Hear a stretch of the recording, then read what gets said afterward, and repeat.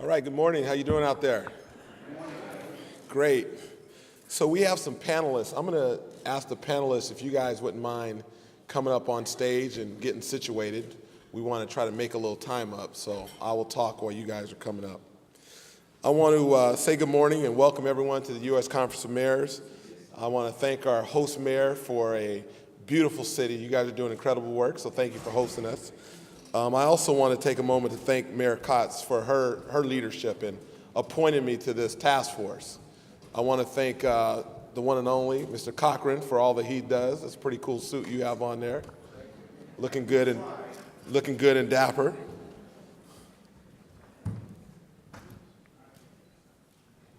Okay, so as many of you know, I used to play in the NBA for the Phoenix Suns, and I thought basketball was a dirty sport. Very aggressive, trash talking. I thought the hardest thing that I ever did in my life was try to guard Michael Jordan. But I will tell you this, Michael Jordan was one who would talk about your mom. He would throw elbows. He was the only person who didn't have any weakness. But as hard as that was, there's nothing harder than what we do. There's a lot of commonalities in terms of being mayors of a city. And I will tell you, the hardest thing of being a mayor of a city is this whole notion of education reform. It is a dirty contact sport when it comes to politics and education. And I know you know that. And that's going to be part of the context of our conversation today. I want to also say really quickly, can you raise your hand if you are part of the task force that we were working on for education reform? So please give them a round of applause, all the members who are part of the task force. There were 3 areas that we worked on when it comes to this task force. The first was understanding federal policies. We had an opportunity to have a 2-way dialogue with the Secretary of Education, Arne Duncan, talking about our challenges, our opportunities, and how federal policies impacted our local cities. So I want to thank them for that. Last year, we took on Race to the Top as a U.S. Conference of Mayors, and we were very successful in that. And I'm hoping that the Deputy Secretary will talk a little bit about that a little later. This year, we took on 2 resolutions, the reauthorization of ESEA as well as LIFO. And we look forward to getting those passed and going forward. The second area that we talked about in terms of our task force was the spectrum of mayor involvement. And I have a slide here, and I'd like to show the slide really quickly if I can.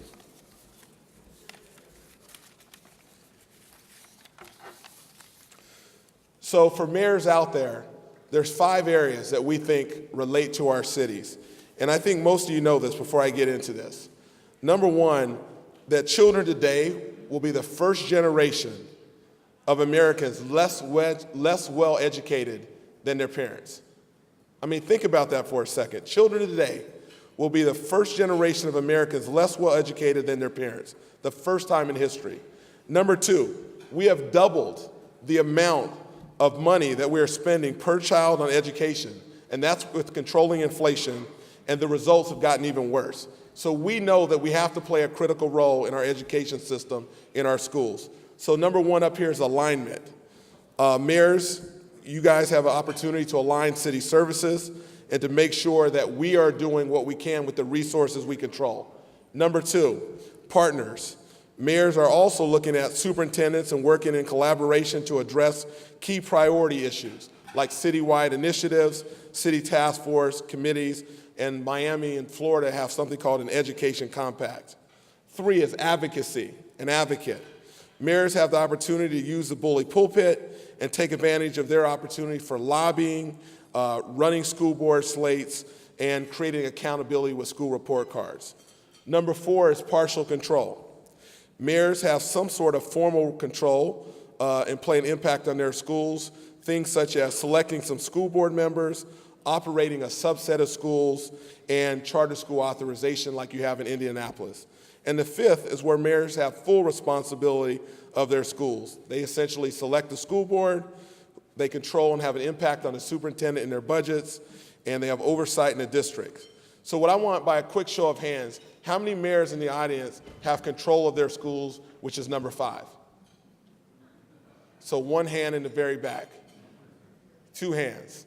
All right, how many mayors have partial control? Please, by a show of hands.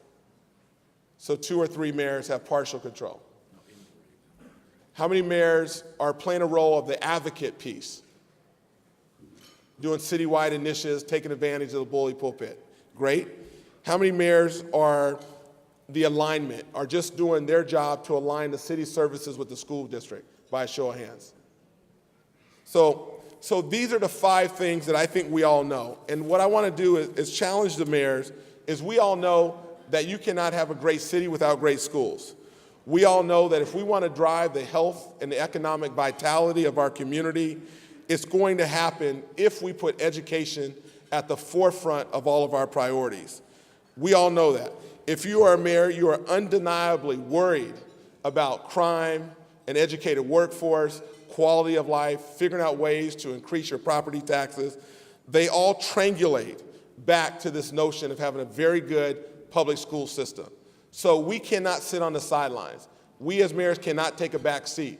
We have to play a critical role in terms of our schools and our communities doing very well. So that's the spirit of this panel that we're going to have today. So again, Mayor Kautz, I want to thank you for your leadership. I want to wish you well. I know you're not going to go very far, and we're excited that you created this task force so we can have a real discussion. So one more round of applause for Mayor Kautz.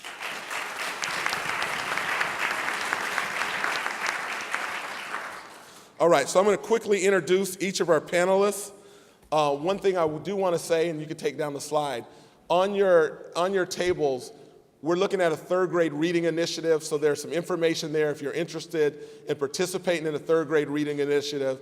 And then secondly, there's best practices. So if you guys have a best practice, something you're doing or something you know some other mayors doing in the city, please write it down on that survey. And if you want to be involved in the task force in the upcoming year, please check the box on that. So our first panelist that I'll introduce really quickly is Mayor Antonio Villaraigosa. He's the incoming president of the U.S. Conference of Mayors. He's been fighting for reform both inside and outside of the school district. He oversees a subset of schools called the Partnership Schools in L.A.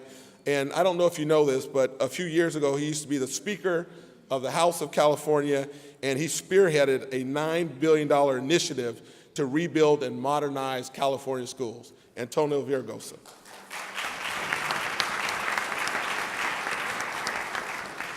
I'd also like to introduce Deputy Secretary Anthony Miller. He was nominated by President Barack Obama in 2009 as a Deputy Secretary. He's got a very interesting background. He worked in the private sector, worked for McKinsey and Company, and understands private investment and is trying to bring kind of business principles to the way this big bureaucracy works. He also has a history of working for Santa Monica and LA Unified School District. A round of applause for Deputy Secretary Anthony Miller. I'm going to skip the good-looking one, and I'm going to go down to the end to George Parker. George Parker is from the East Coast. He his story is unbelievable. He was a teacher for 20 years, ended up becoming the president of the Teachers Union in Washington, D.C. Did great work in Washington, D.C. He helped negotiate a groundbreaking collective bargaining agreement featuring innovations on teacher compensation, professional development, and evaluations. He is now taking his show on the road and talking about how teachers' unions need to be a part of education reform. George Parker.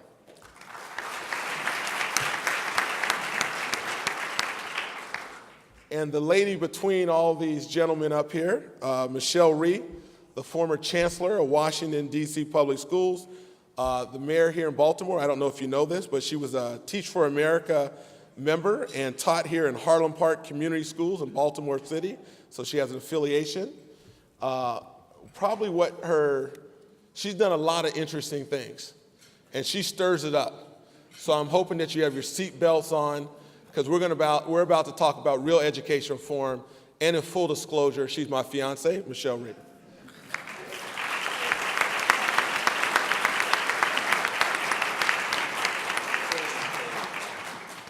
All right, we're going to start off with Mayor Villaraigosa here.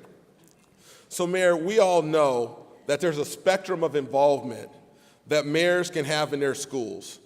What is your take in terms of mayors controlling the schools and what you are doing to engage at the local level in Los Angeles?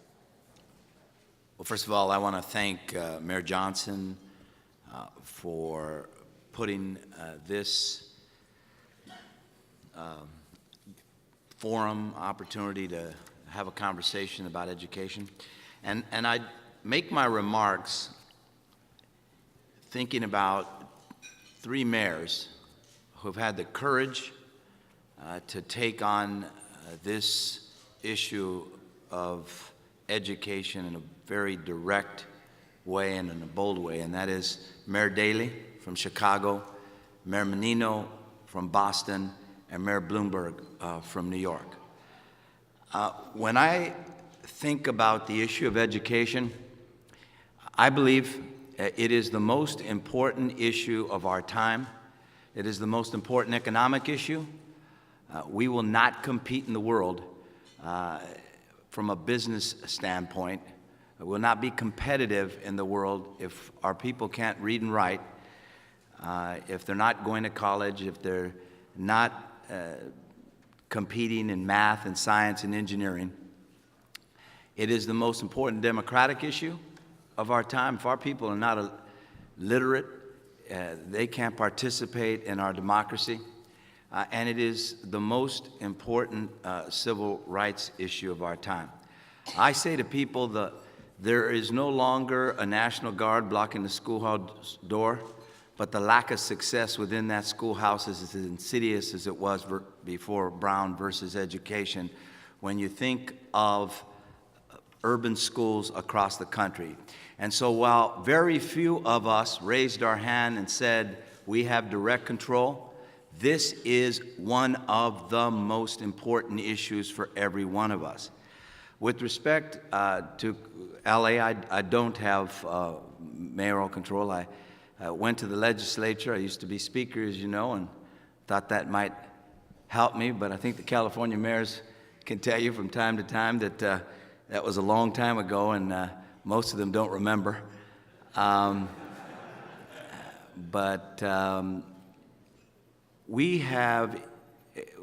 did go to the legislature to get a partnership with the school district. I was successful. The school district sued, lost at the trial court and on appeal. Since then, I've spent raised probably $8 million over 2 elections, the most expensive school board elections in U.S. history, to elect a reform-minded board that is going to challenge the status quo. I say to people that prior to that, the school board was controlled by one group, the teachers union. And let me say something about that. You didn't mention, Mr. Johnson, that I worked for the teachers union for 8 years. I am unabashedly pro-union. I have no issue with the right to collective bargaining, but I say to people, they're not the biggest problem. Thank you. They're not the biggest problem in education today, but they are the most powerful defenders of a broken system. And so what's happening today in LA, California, and in many school districts around the country is that what you have is a powerful interest group basically stopping virtually every effort to transform our schools. Now, that's not true everywhere, as you just heard. There are cities where teachers and the unions are getting in front of the battle for reform. But in most of our cities, they have been the biggest opponents. So I don't have mayoral control. I do have a passion for these schools. And, you know, I want to end, because I want others to speak, with this. Mayors, don't let anybody tell you this isn't a mayoral responsibility, that this isn't a job issue. This is the most important job issue of our time. And we, every one of us, on some level, some more than others, need to be involved in these schools if we're going to be competitive. I'm looking at my friend Mayor Goodman. He's always in my city trying to take business from Los Angeles. And he can tell you that if our people aren't competing, we won't be able to do that. So I'll let the next question go to the next speaker. But I want to thank you again, Mr. Johnson, for putting this together. Awesome. So you hear a mayor's perspective. Now you're going to hear perspective at the federal level. So, Deputy Secretary, one of your administration's priority is the reauthorization of ESEA. I think it would be helpful for us to understand how you're trying to improve the No Child Left Behind Act and what is the prospects of making that reauthorization happen. Thank you, Mayor Johnson. First of all, let me commend you, commend the committee, Mayor Briosa, Michelle, and George for your leadership in trying to improve education. First, the context. We are at a crisis in this country. We are absolutely at a crisis, yet collectively we're not behaving as if we're at a crisis. Our education system is failing us. It is fundamentally an economic, democratic, and social equity issue. We've got business leaders here. We've had a series of meetings, coincidentally, this week in Washington, D.C. with Business Higher Education Forum, Business Roundtable, and to put it in context, national security. Some of you know, 70% of our youth today can't qualify for military service. That's a combination of not being physically fit, having a criminal record, or not being academically prepared. If you talk to the defense industry, they say in 5 years, it could be as short as in 5 years, they will be constrained because of talent issues, not enough qualified scientists, technologists, engineers. Being the defense industry can't outsource to Brazil, China, India, security clearances. So this is a real urgent economic issue in this country. We've got a third don't graduate from high school at a time when, if you correlate your degree, high school dropout versus high school completion to college graduation rate, it's directly correlated to real wage increases. And so it's a multiple. So you have real wage increases, so it goes to quality of life. But it's also either a virtuous or vicious cycle, meaning if you came from a household where your parents actually completed higher education, you're, as a child, more likely to complete. And the opposite's also true. So at a time when the future jobs, highest growth jobs require more than a high school diploma, the fact that our education system is failing us is truly a crisis, and we have to do all we can. It's with that context that we are committed to trying to reauthorize ESEA. The President's called for the reauthorization by this upcoming school year, and candidly, I think we are hopeful, committed to it, and we've always been committed to working to this in a bipartisan way because we think education is not a political issue. It is a bipartisan issue. But the question is, will we get there, kind of given the dynamics of Washington? We're hopeful and we're committed to it, but it's unsure. We're unsure. If you said, to your point, Kevin, what are we trying to build upon? And that's how I would describe what we're trying to accomplish and the reauthorization of the No Child Left Behind. Let's talk about what No Child Left Behind has been fundamentally doing that's been good for education in this country. It has provided for more accountability of our education system for all kids. And so by having states set standards for all kids, not just schools and districts on average, but for students with disabilities, for English language learners, for poor kids, to be able to disaggregate those key student subpopulations who oftentimes needs are not met, as we see by a persistent achievement gap. We've allowed us to really understand that our education system historically, to the degree it's underperforming, it has been atrociously underperforming for some student populations who don't have all the representation that others do.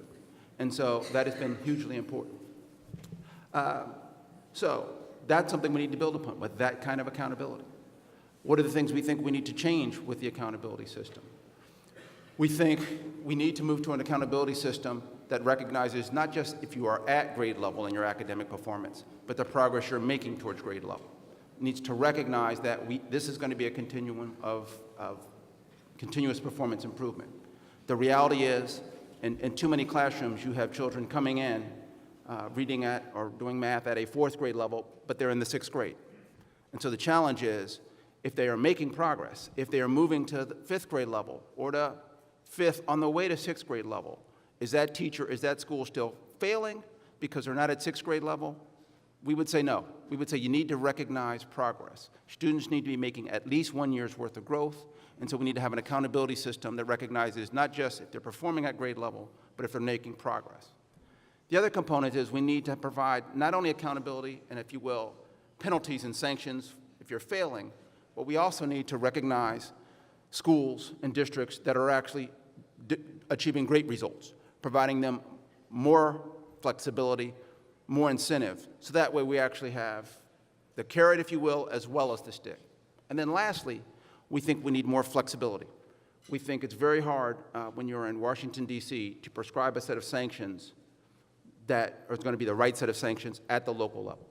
In Los Angeles, in Washington, D.C., in Peoria, Illinois. The local circumstances, in fact, will need to dictate what are the appropriate interventions that are needed. Should interventions be taken? Yes.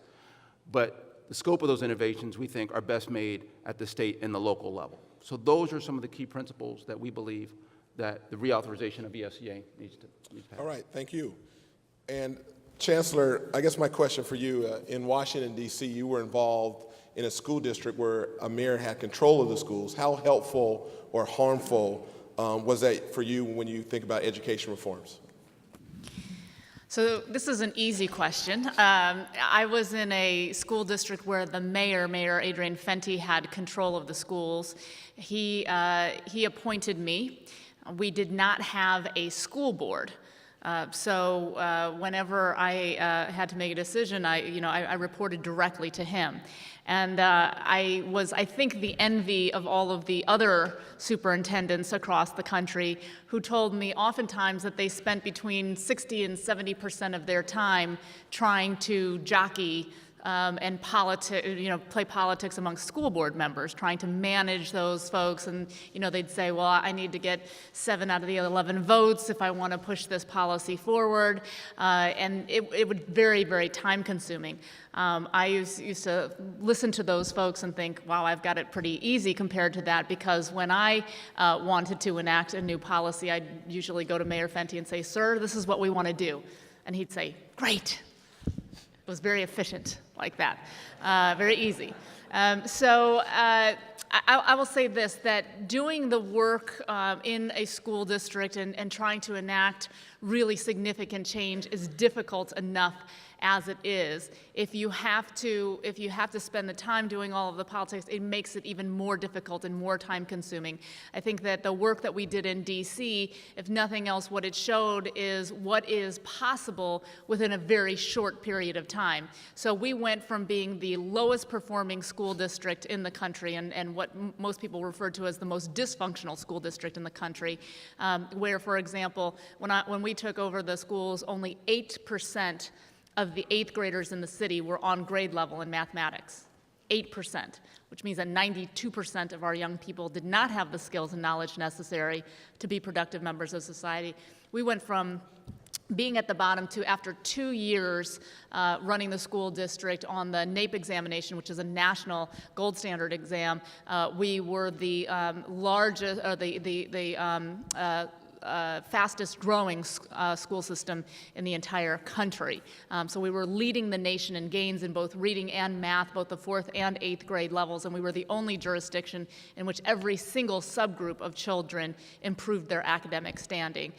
So I think that what our experience showed is that mayoral control can definitely work, and what it can do is ensure that you are seeing more aggressive results in a faster time frame. All right, Mr. Parker. So my question for you, you recently shocked the country when you decided to partner up with Michelle and work with her organization, whom everyone said was your sworn enemy. Tell us a little bit about that decision. All right, good morning, everyone, first. So first of all, I want to verify that she had a mayor that had complete faith in her. And when we started negotiating the contract, Michelle put something on the table, and I said, we're just not going to deal with this. So you remember, and I called up and said, I want to meet with the mayor. And we went in, and I think the meeting lasted about 10 minutes. 'cause I was expecting the mayor to like, yay. I'm gonna listen to what you got to say and reverse what it is she's talking about here. But 10 minutes, and the meeting lasted about 10 minutes, and he made it clear to me, whatever she says, that's where I stand. So I verify that you had some undying support.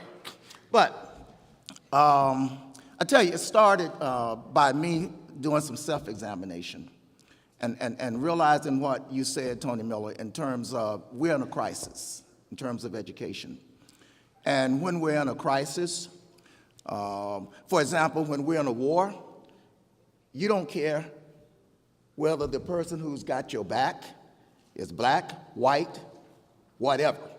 It's like the only thing that matters is their ability to do what has to be done. And as I looked at this, and actually Michelle's and my relationship was not as bad as it looked in the press. We agreed on more things than we actually disagreed on. It was a lot of the disagreement was on the really hot button issues. And I don't have to tell you as mayors, the hot button issues is when you start talking about personnel, when you start talking about the bread and butter issues with the unions, which is the same with my union, is when Michelle started talking about tenure, you start talking about seniority and those kind of things. Those are tough issues. They're very tough issues for unions to deal with, all right? So for me, it was a matter of saying, what's most important to me? Do children really matter? And when I answered that question, it became very easy for me to say, okay, do I care more about my political career? Because remember, the word former is in front of my name as union president. Yeah, all right. Do I care about children? Then to do that, I have to have the courage to follow my conviction. And through the arguments that Michelle and I had, the one thing that I never did was question her commitment to children. And I don't think you ever questioned mine. We both wanted the same thing. We had some issues in terms of how to get there. But as I looked at it and I said, and I'm telling you, I really thought about this because I can tell you, sometimes I walk a lonely path as a union president saying some of the things I say. All right, as a former president. But having the courage to say, look, if children are first, then the differences that we have should not outweigh my desire to help children.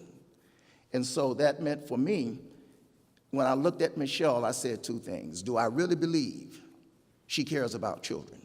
The answer was yes. Do I really believe that she is serious and hardworking to get this stuff done? The answer was yes. And do I want to do that? Yes. So then the differences that we had in no way outweighed the commitment to help children.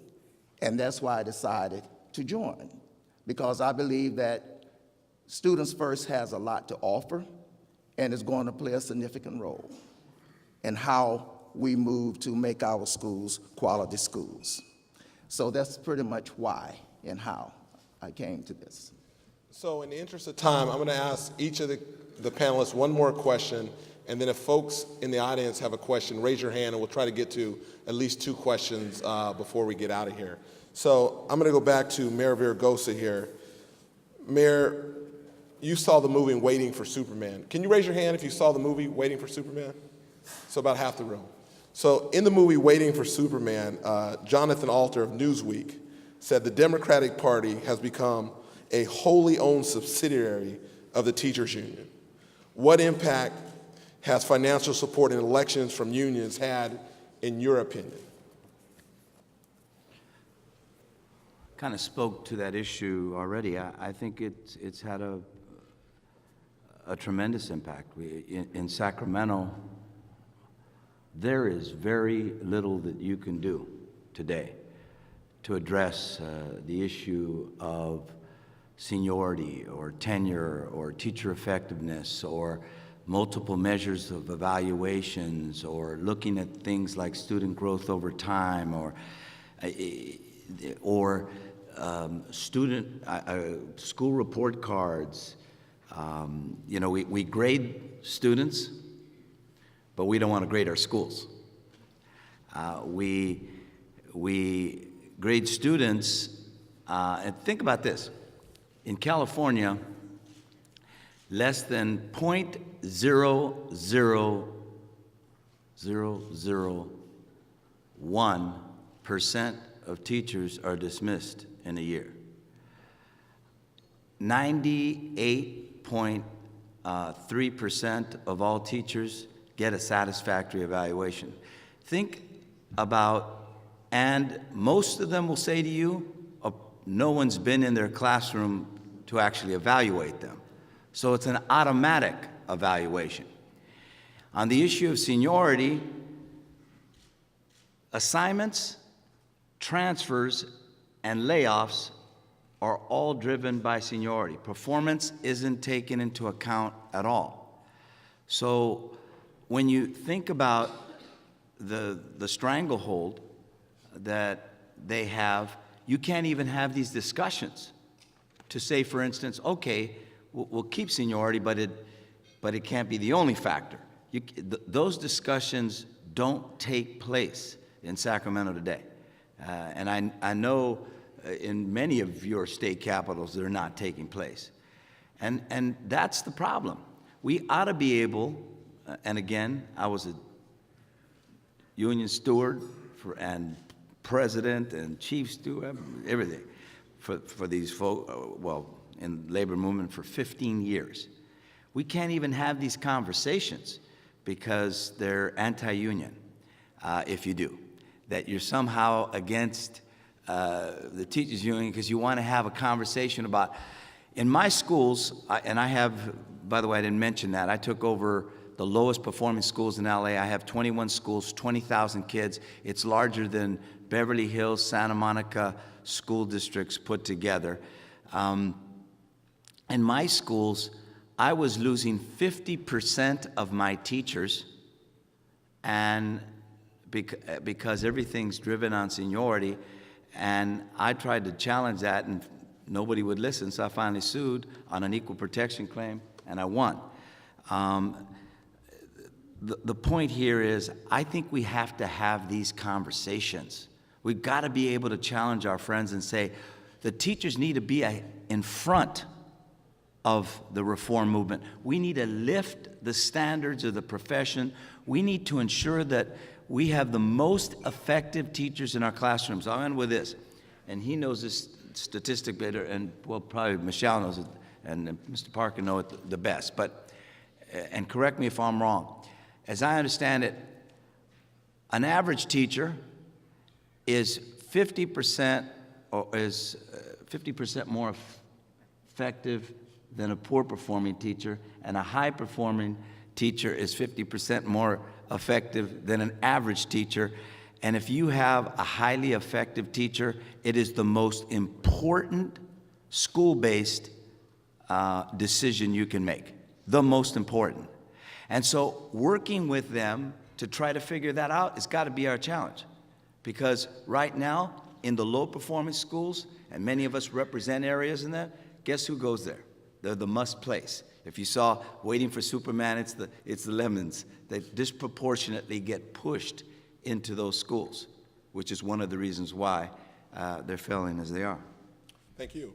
Mr. Miller, the president has been clear and unrelenting about the fact that we should reward excellent teachers. In his words, stop making excuses for the bad ones and reward the excellent ones. This has caused a kind of a shift in our country. What are your thoughts on ways that we can differentiate amongst teachers, and what will it take? Yeah, no, this echoes what the mayor just said. The importance of having a highly effective teacher in the classroom is really how we're going to improve the education system. And so what are we trying to do to accomplish that? One, we've been very clear in our grant making and in our regulatory and legislative actions to basically change the definition of what is a highly effective teacher. Historically, we define teacher effectiveness based on highly qualified. And so at the federal level, we call it highly qualified, which is much more around your credentialing, when the research shows whether you have a master's or not doesn't necessarily, in fact, it's not correlated to how effective you are at improving student achievement in the classroom. And so we've said, basically, if you're going to assess how well a teacher is teaching, you need to take into account how well their students are learning. As basic as that sounds, there have been laws that have prohibited that in states around the country. So with our federal Race to the Top monies, we've said, starting with, you have to remove laws that prevent linking student achievement to teacher evaluation. We've gone further in saying we need to, in fact, explicitly link them, not 100%. It can't be just take the results of the test and the results of the test dictate who's highly effective and who's not. That would be too simplistic. There are too many mitigating factors. And so, but it clearly needs to be taken into account in a very significant way. And that should be driving compensation, placement, and tenure decisions. Now, this can be done, and you have states and districts all around the country actively doing this. And I'm sure Michelle and George can talk about the work that great work they're doing in DC with the impact in terms of to put in new systems to do just that. For those of you who may be familiar with the recent legislation that the governor passed in Illinois, signed a bill, SB 7, for the first time has said, we're going to do away with LIFO, the last in, first out system as we know it. Right? We are going to now base tenure and placement decisions, in fact, based on teacher performance, that's in large part based on student achievement. For the first time, if you get, regardless of tenure, 2 unsatisfactory ratings in 7 years, you could be removed, and you'll be removed from the classroom. It's gone farther and says, we are in fact going to allow for extended school day and an extended school year, things that we think are needed, and the teachers can't strike over those kinds of provisions. Now, what's remarkable about that legislation is, one, people would say that can't be possible, that we actually are doing away with some of these provisions that have limited education reform. Here's what's remarkable. It passed overwhelmingly in the House, in the Senate, signed by the governor, with the support of the teachers union, with the support of the reformists, with the support of the business community. It was roughly about a 3-year effort, so this is not happen in a course of months, but the forces are coming to align in this country that are making these kinds of major breakthroughs possible. And so I think that's why our belief as we talk about what's needed is the role that this group plays, mayors, right, in your communities, advocating for these kinds of changes. This notion of advocacy that Kevin started the discussion with is absolutely critical. It's absolutely critical that, one, our voice is known that we have to have higher standards. Right? Many states are committing to those. But right now, too many of our students who we say are prepared when they graduate high school need remediation when they get to college. That's just factually true. We are not competitive. So we're lying to kids every day saying so one, we have to keep higher standards. 2, recognize they're going to have higher standards. Here's what's going to happen. We see it in Tennessee and other states. As soon as you adopt higher standards, what was, in the state of Tennessee, 92% of my students were proficient against those standards. As soon as you raise the standards, guess what? It drops to 60%. You can imagine that the populace, the voting public, is outraged. Throw the bums out. You have to provide the leadership, the political leadership, the courageous leadership to say, no, it's the right thing to do. We have to accept that we are going to have a transition, and so your leadership voice is critical. And I think the last thing is, you've got to use the bully pulpit to mobilize parents and communities to demand much, much more from the education system than what it's delivering. We can't have the difference between a highly effective teacher and an average teacher is tremendous. And right now, too many parents frankly think, boy, I would much rather have a small class size. Right? I would much rather have 23 kids in my class because that's what I think Johnny or Jane needs. But if you put them in a class of 30, that can't be. Every day, if you said, boy, give me an excellent teacher with 30 kids, give me an average teacher with 23, take the 30 every time. Every time. But yet we're spending billions of dollars to reduce class sizes, and we're not spending $1 billion to make our teachers much more effective. All right.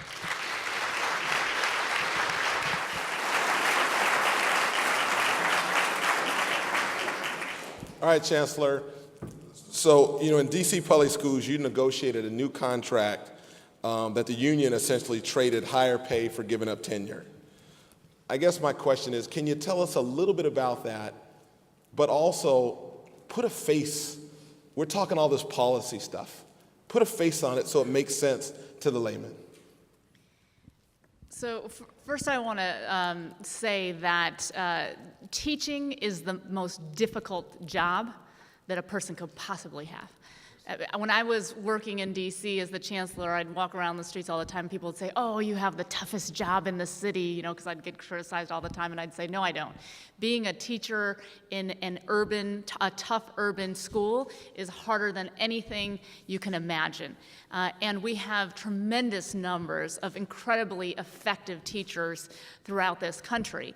I think that one of the things that people underestimate is how much teachers today realize how reform is necessary. One of the things, for those of you who watched Waiting for Superman, you saw a scene in the movie where, we didn't vote on the contract. George was in that scene because, the contract was very contentious, et cetera. What the interesting thing was that once we actually came to an agreement on what that contract looked like, and again, no tenure, seniority, no lockstep pay, et cetera, that contract actually passed 80% to 20%. The vast majority of teachers had absolutely no problem with higher levels of accountability as long as they knew that they were going to be treated in a fair and transparent way and that they would be rewarded for seeing positive results for kids. So I will tell you this, that there is no group of people in this country who have less tolerance for ineffective teachers than effective teachers. It drives effective teachers crazy when they see ineffective teachers in the classroom next to them, and we're not taking the actions to make sure that those people are not in the classroom anymore. So part of what we have to try to incent is for more teachers to get engaged in the conversation, because effective teachers out there, they know that change is necessary, and they have to be a part of this movement. They have to have their voices heard. That's part of what we're doing through Students First, is to try to make sure that those people are engaged in these dialogues.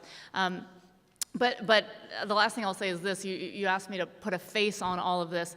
I think one of the most important things that you as mayors can do is to frame these policy debates always around children, as opposed to around systems and the district, et cetera, because that's where we spend our time, always talking about, well, the district this, and this is what the system can do and not do.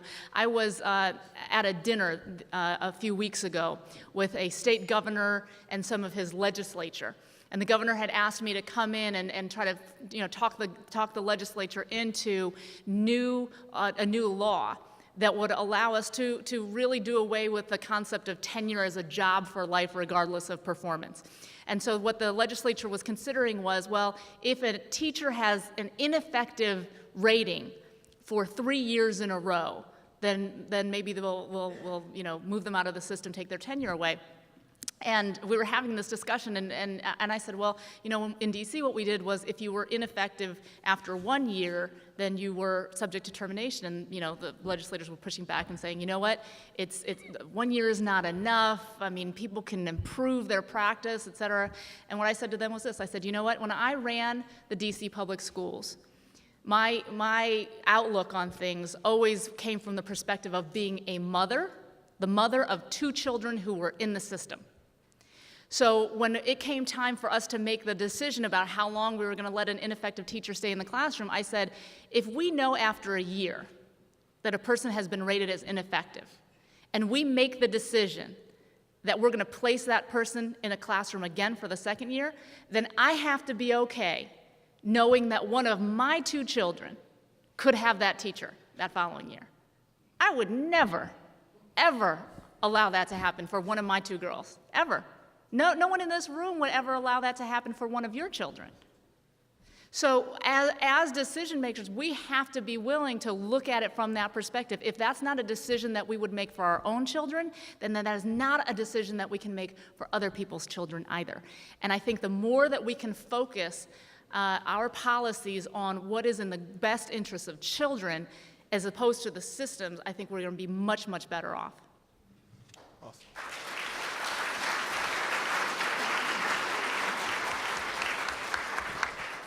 So George, you have been doing a fair amount of speaking around the country, speaking in national venues and talking about the need to repeal LIFO, last in, first out. And I heard you talk about something to do with heart surgery before. Can you kind of put that in context for us? Well, I think it starts, first of all, to say this, I am totally in favor of collective bargaining. I don't believe we have to get rid of unions to solve this problem. But I believe, and what I want to try to get my other union colleagues to believe, is that we have to get in front of the train and help drive it. Otherwise, it's going to leave us behind, okay? But in terms of, and that gets to the part of LIFO, and that is to deal with the facts and the truth. And so when we talk about LIFO, which is the mainstay called seniority, in reality, as a union president, and when we got the contract, and we now have some of the highest paid teachers in the country and et cetera, and I remember when I was talking with my board, when everyone was congratulating the contract, and I said there's still one missing piece why I'm still not happy, it's because we still have children who are not getting the quality of education that they need. And that as a union leader, I can never be completely satisfied when the only thing I feel I accomplished is for adults. And so when I said to my board, I congratulate you on voting and supporting the performance-based accessing, because that says to me that is no longer based on how long has a teacher been teaching, decides who is going to get in front of children, and that it doesn't matter whether it's a union president or anyone else saying this. This is a reality, that if I have to have heart surgery and I go to the hospital and the hospital says our doctors operate, they have a contract, and who gets to give you heart surgery is based on seniority, and then they say Dr. A has seniority, and his last 10 patients died on the operating table, and Dr. B, he only been conducting heart surgery for 7 years, but all 10 of his patients have recovered and doing well. And I say, well, I want Dr. B, I'm sorry. We do here by seniority. Because the bottom line here is the same way we want the best and that the performance really matters, everyone else wants that. We want that for children. And so the LIFO is one of those things that even though seniority is like a major component of unionism, but it's also time for it to go. Because if our goal is to put the best teachers in front of our children, then we have to also accept that when it's time to transfer or it's time to lay off, that if our only data-driven fact of who goes and who stays is how long you've been teaching and not how well you've been teaching, it is not going to get us what we want, and that is to give every child the best possible teacher. And what I've said to my union colleagues is that, listen, if I got 4,000 teachers in DC, give me 4,000 highly effective teachers and I'll take it. That's right. And so what I want is you give me 4,000 effective and highly effective teachers. Look, they're paying the same union dues, so you lose nothing. So give me 4,000 of the best, and I want to put in place processes that will give me the best, because I want to feel good that at the end of the day, my children are learning. And so that's the reason, Kevin, why I'm against LIFO, because I think as long as we support LIFO, we can never guarantee our children that they're going to have the best possible teacher in front of them. But I also caution that as mayors, as you begin to address this, A good teacher is not afraid of being held accountable. That we learned when they voted on the contract. But what teachers really want is fairness. Now, here is where seniority is important. And that is, there's a lot of mistrust between some teachers, unions, and local schools. And when teachers don't trust their administrators, if a teacher has to go, the value of seniority is that every teacher know it's it's data-driven. It didn't matter whether my principal likes me. It doesn't matter whether I speak up in faculty meetings, that though it has no value for children, the one thing about it is that the same rule is being applied to everybody fairly. And so biases don't come into play. And so when you address this, understand that it's not just getting rid of LIFO. It is what you replace it with. And I believe it needs to be replaced with something where performance is the most important and carries the most weight.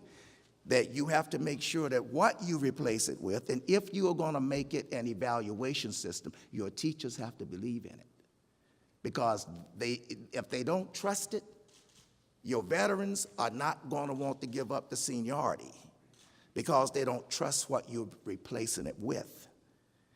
But I do believe that when it comes to the unions, look, there are many teachers who are ready for change.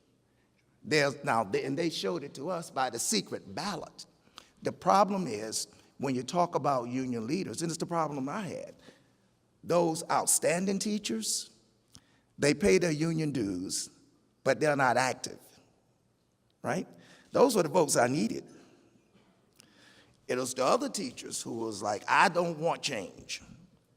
Guess what? They come to the meetings, they vote, and the other great teachers, and this is what I'm beginning to say to teachers, the great teachers, you cannot sit in your classroom, close your door, and that all you care about is teaching those children, because we now have to become advocates for children. And the great teachers have to begin to go to the union meetings and have to drive their unions to reform. And so as I talk to union leaders, what I say to them, I can tell you what my problem was. I didn't drive my best teachers to come to the union meetings and to vote and help push the agenda forward. Because those who do not want change, people are more inspired to vote against something because they don't want it than they are because they do want it. So this can happen. This change can happen because teachers are very, very ready for it. But the LIFO needs to go. So in interest of time, we're not going to be able to take questions. I apologize. These folks will be around. Mr. Miller, you want to get your final thought out? Yes. Make it short, please.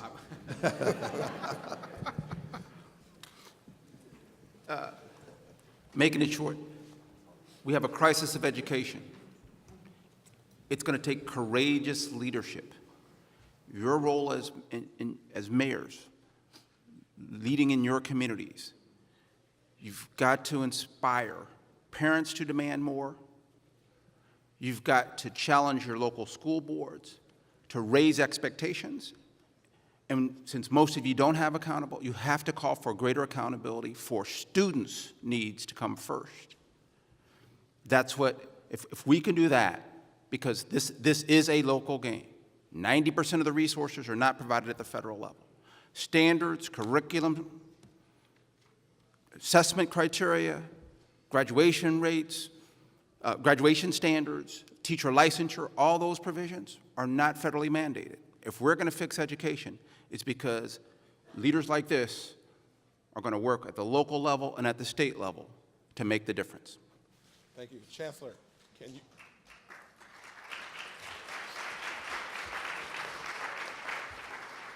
Can we get your final thought on something that relates to kids or teach, like a real story from that I think people will enjoy? Yeah, I'll share a quick story. One of the things that I always say is that kids really know better than anyone what's going on in schools, what needs to happen, et cetera. So I'll tell you a very quick story. One day I was at one of our high schools, our local high schools, one of the lowest performing high schools in the city, and I was walking from classroom to classroom to classroom, and I'd go into these different classrooms. There weren't very many kids in any of them. Finally, I went into my 5th classroom of the morning, and I asked the teacher, I said, "Where are all the kids?" She said, "Well, it's Friday." I said, "Really? That's the only reason why the kids aren't in school today?" And she said, "No." I said, "Good." I thought that she was going to tell me that the kids were on a field trip or something. She said, "Because it's raining too." I thought, oh gosh, we're in trouble when the weather and the day of the week is dictating our expectations about how many kids are coming to school. So I went into one classroom and it was full. 35 kids in the classroom, so many kids that there weren't enough desks in the room. Kids were sitting on the radiators, that sort of thing. And I walked in, I was incredibly happy. The teacher was teaching a really engaging lesson. I went up to one of the kids and I said, "So tell me, what do you think about your teacher?" He said, "This is great, he's my best teacher. Teaches us new things every day, he's engaging." It was very interesting. So anyways, I finished my tour and I was walking out of the school. It was about 10 o'clock in the morning. And as I was walking out of the building, that young man that I talked to in that classroom and 2 of his classmates were walking out in front of me. And I said, "Excuse me, young man." I tapped him on the shoulder. I said, "Where do you think you're going?" And they said, "Oh, well, our first period teacher, the one that you just saw, he's a great teacher. So we come to first period, but our second period teacher is not so good. So we're going to roll." It was not the picture that the American public has of a truant, right? We think of truants as kids who sleep until noon and then get up and are hitting the streets. No, these kids were making the conscious decision to wake up early in the morning to get to first period because they knew they were going to get something from that class, and then to leave after that when they knew it was not going to be a good use of their time. They were making the exact same decisions with their time that we do as adults every single day. So do not underestimate our children. When we do the right thing as the adults, when we create the right environment, they will rise to our expectations, and they will also make the decisions necessary when they feel like they are not spending their time well. So if we want to live up to the expectations of the kids, then we have to transform this public education system. All right.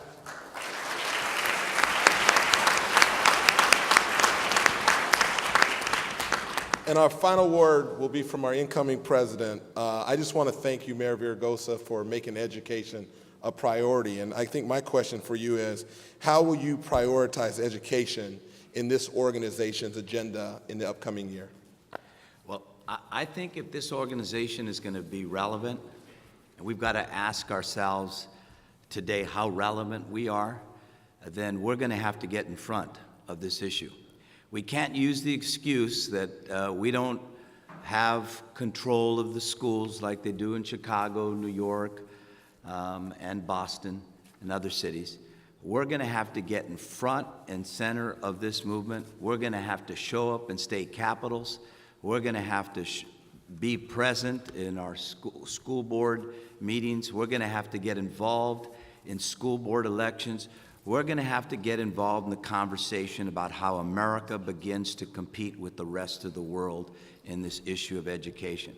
And every one of us who say, job number one is job creation, well, we're not going to be able to create the kind of jobs we need in our cities if our kids can't read and write. So I intend to submit to you for your approval, of course, that this issue has to be front and center of one of the most important issues that mayors have to advocate for now and into the future. Let's give a round of applause for our panelists.